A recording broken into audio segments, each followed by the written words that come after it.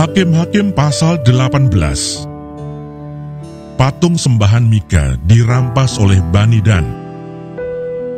Pada zaman itu, tidak ada raja di antara orang Israel. Dan pada zaman itu, suku Dan sedang mencari milik pusaka untuk menetap. Sebab sampai hari itu, mereka belum juga mendapat bagian milik pusaka di tengah-tengah suku-suku Israel. Sebab itu Bani Dan menyuruh dari kaumnya 5 orang dari seluruh jumlah mereka. Semuanya orang-orang yang gagah perkasa, yang berasal dari Zora dan Esitaol, untuk mengintai negeri itu dan menyelidikinya. Serta berkata kepada mereka, "Pergilah menyelidiki negeri itu." Ketika orang-orang itu sampai ke pegunungan Efraim di rumah Mika, bermalamlah mereka di sana.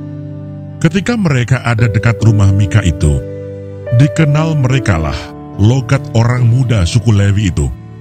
Lalu singgahlah mereka ke sana dan berkata kepadanya, "Siapakah yang membawa engkau kemari? Apakah pekerjaanmu dan urusanmu di sini?" Katanya kepada mereka, "Begini begitulah dilakukan Mika kepadaku. Ia menggaji aku dan aku menjadi imamnya." Kata mereka kepadanya, "Tanyakanlah kiranya kepada Allah, supaya kami ketahui apakah perjalanan yang kami tempuh ini akan berhasil." Kata imam itu kepada mereka, "Pergilah dengan selamat. Perjalanan yang kamu tempuh itu dipandang baik oleh Tuhan." Sesudah itu pergilah ke-5 orang itu, lalu sampailah mereka ke Lais.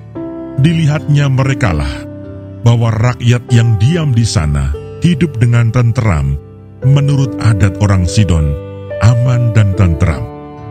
Orang-orang itu tidak kekurangan apapun yang ada di muka bumi, malah kaya harta. Mereka tinggal jauh dari orang Sidon dan tidak bergaul dengan siapapun juga. Setelah mereka kembali kepada saudara-saudara sesukunya di Zora dan Esitaol, berkatalah saudara-saudara sesukunya kepada mereka, "Apakah yang kamu dapati di sana?" Jawab mereka, "Bersiaplah, marilah kita maju menyerang mereka. Sebab kami telah melihat negeri itu dan memang sangat baik. Masakan kamu tinggal diam? Janganlah bermalas-malas untuk pergi memasuki dan menduduki negeri itu. Apabila kamu memasukinya, kamu mendapati rakyat yang hidup dengan tenteram, dan negeri itu luas ke sebelah kiri dan ke sebelah kanan. Sesungguhnya Allah telah menyerahkannya ke dalam tanganmu. Itulah tempat yang tidak kekurangan apapun yang ada di muka bumi." Lalu berangkatlah dari sana, dari Zora dan Esitaol, 600 orang dari kaum suku Dan, diperlengkapi dengan senjata. Mereka maju, lalu berkemah di Kiryat Yearim di Yehuda. Itulah sebabnya tempat itu disebut Mahane Dan sampai sekarang. Letaknya di sebelah barat Kiryat Yearim. Dari sana mereka bergerak terus ke pegunungan Efraim dan sampai di rumah Mika. Lalu berbicaralah ke-5 orang yang telah pergi mengintai daerah Lais itu. Katanya kepada saudara-saudara sesukunya, "Tahukah kamu bahwa dalam rumah-rumah ini ada efod, terafim, patung pahatan, dan patung tuangan? Oleh sebab itu, insafilah apa yang akan kamu perbuat." Kemudian mereka menuju ke tempat itu. Lalu sampai di rumah orang muda suku Lewi itu, di rumah Mika, dan menanyakan apakah ia selamat. Sementara ke-600 orang dari Bani Dan yang diperlengkapi dengan senjata itu tinggal berdiri di pintu gerbang. Maka ke-5 orang yang telah pergi mengintai negeri itu berjalan terus, masuk ke dalam, lalu mengambil patung pahatan, efod, terafim, dan patung tuangan itu. Adapun imam itu berdiri di pintu gerbang bersama-sama dengan ke-600 orang yang diperlengkapi dengan senjata itu. Tetapi setelah yang lain-lain itu masuk ke dalam rumah Mika dan mengambil patung pahatan, efod, terafim, dan patung tuangan itu, berkatalah imam itu kepada mereka, "Berbuat apakah kamu ini?" Tetapi jawab mereka kepadanya, "Diamlah, tutup mulut, ikutlah kami, dan jadilah bapa dan imam kami. Apakah yang lebih baik bagimu, menjadi imam untuk seisi rumah satu orang, atau menjadi imam untuk suatu suku dan kaum di antara orang Israel? Maka gembiralah hati imam itu. Diambilnyalah efod, terafim, dan patung pahatan itu, lalu masuk ke tengah-tengah orang banyak. Kemudian berbaliklah mereka dan pergi, dengan anak-anak, ternak, dan barang-barang yang berharga ditempatkan di depan mereka.